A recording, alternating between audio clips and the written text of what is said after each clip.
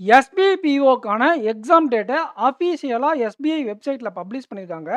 நம்ம 2ஆம் தேதி ஸ்டார்ட் ஆகும்னு சொல்லியிருந்த மாதிரியே 2, 4, 5 ஆகஸ்ட் மாதம் இந்த எக்ஸாம் நடக்க போகுது. இன்னும் ரஃபாக நம்மக்கிட்ட ஒரு 15 நாட்கள் இருக்குது. இந்த எக்ஸாமுக்கு எப்படி ப்ரிப்பேர் பண்ணலாம் அப்படிங்கிறத நான் ஒரு வீடியோவில் கொடுக்குறேன். சைட் பை சைடாக நம்ம கொடுக்கக்கூடிய மெயின் செஷனை நீங்கள் யூஸ் பண்ணிக்கோங்க. அது எஸ்பிஐ பிஓக்கும் யூஸ் ஆகும், ஐபிபிஎஸ் பிஓ மெயின்ஸுக்கும் யூஸ் ஆகும்.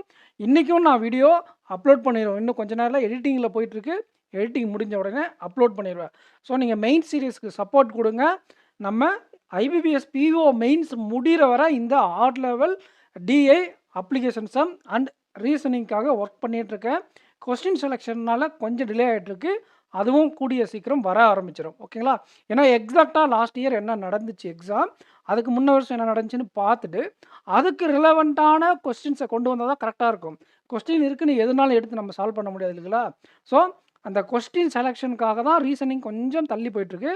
அதுவும் நான் மெயின்ஸுக்கு கொண்டு வர ஆரம்பிச்சிருவேன் கூடிய சீக்கிரமாக. ஸோ நம்ம சேனலை சப்ஸ்கிரைப் பண்ணிக்கோங்க, உங்கள் ஃப்ரெண்ட்ஸுக்கு ஷேர் பண்ணுங்கள், இந்த வீடியோக்கு லைக் பண்ணிக்கோங்க. நெக்ஸ்ட் வீடியோவில் மீட் பண்ணலாம் ஃப்ரெண்ட்ஸ். இன்னும் 15 நாள் தான் இருக்குது. இந்த எக்ஸாம் மார்க் டெஸ்ட் போடுங்க, செக்ஷனல் டெஸ்ட் போடுங்க. சைட் பை சைடாக மெயின்ஸுக்கான கிளாஸஸையும் அப்பப்போ ஒரு நாளைக்கு ஒரு டிஐ, ஒரு puzzle, input output, coding decoding ஏதோ ஒரு டாபிக் டெய்லி படிச்சுட்டு வாங்க. ஸோ நெக்ஸ்ட் வீடியோவில் மீட் பண்ணலாம் ஃப்ரெண்ட்ஸ். தேங்க்யூ.